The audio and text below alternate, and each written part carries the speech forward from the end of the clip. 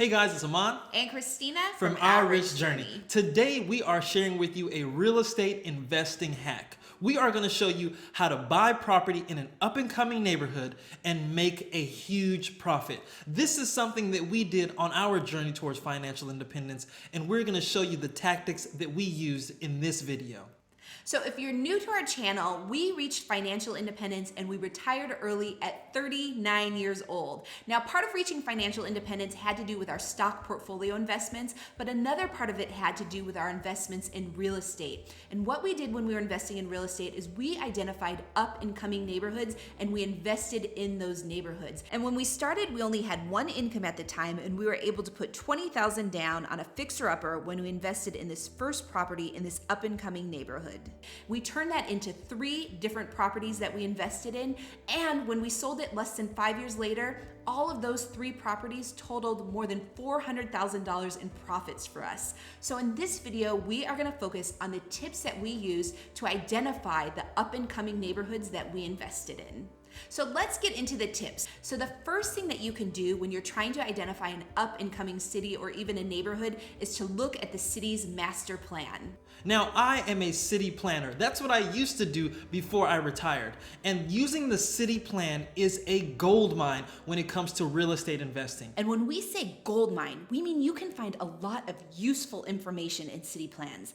I mean, these city plans can be hundreds of pages long, and they can include things about cities' economic opportunity, urban development, vacant and underutilized land, transportation, and future goals and visions. So I'll give you an example. If you look at a master plan and you learn that the city is planning on developing a transit line in a particular area, or a new stadium near the bay, or you find out that the city plans on throwing money towards downtown projects and business incentives to revitalize the downtown area, this information, which you can find on the city's master plan, is huge when it comes to deciding on certain areas and neighborhoods that you should invest in.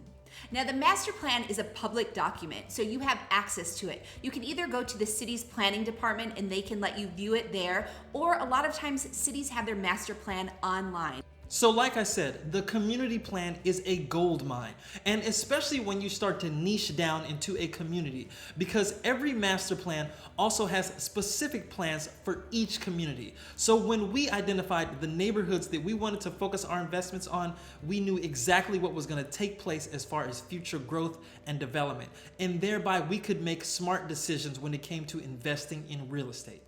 The next tip is to look at the city's crime rate. But what you are looking for is not the current crime rate. You want to see how that current crime rate compares to crime rates of the past. And if you notice that the crime rate is declining, that means that that community is getting better. And so a community that one time had a bad reputation for crime is addressing that crime, and things are getting better. That is a sign that this community is improving and that it is up and coming.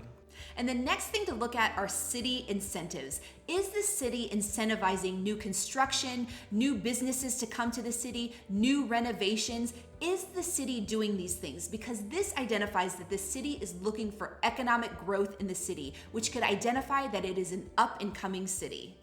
The next tip is to look at real estate listings. If you see that agents are consistently listing certain areas as up and coming, that is something that should trigger to you that could possibly be an up and coming neighborhood.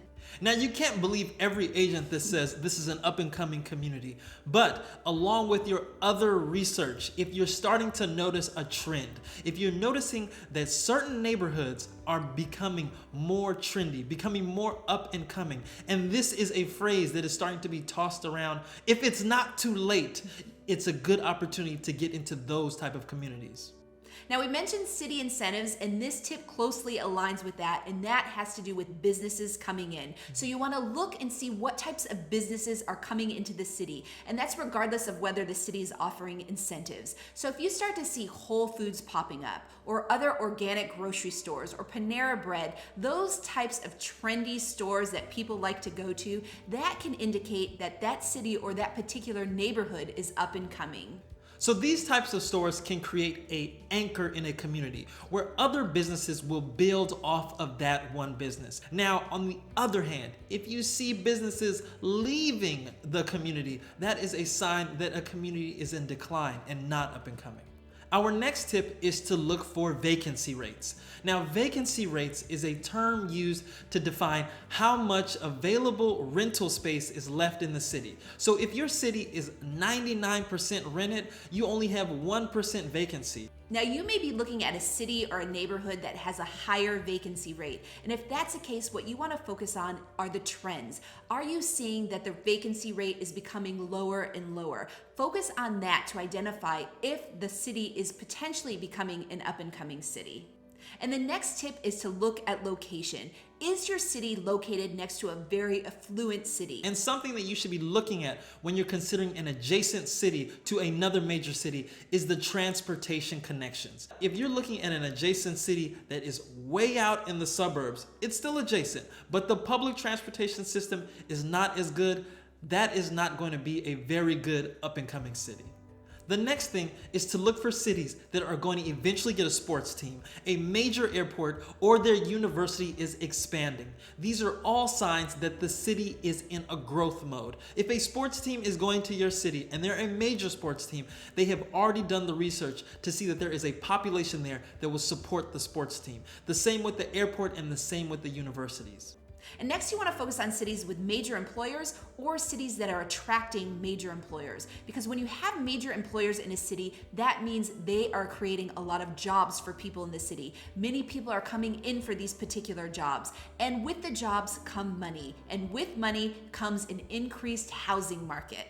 The next tip is to identify a trend in how long housing is staying on the market. If you are noticing that housing is staying on the market for a less amount of time, that community is up and coming. If you have noticed that housing is on the market for only 1 or 2 days and it's sold, that it's too late. That community is already up and it's come. But if you notice that you're going from 6 months to 4 months to 3 months of housing sitting on the market before it is purchased, then you may have identified a trend that you can take advantage of. And the next tip is looking at the number of building and renovation permits that have been issued by the city. Now, looking at this will give you a great indication of how the direction of the development of the city is going.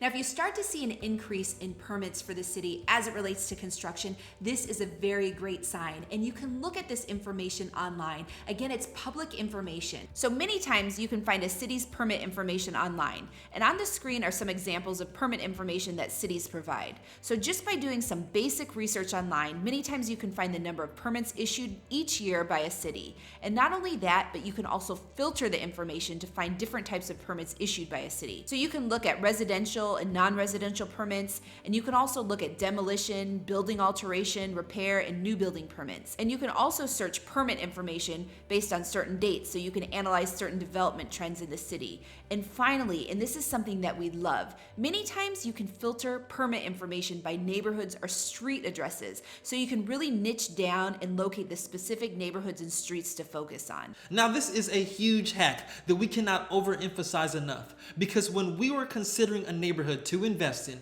we always reviewed the number of permits that were going on in that community.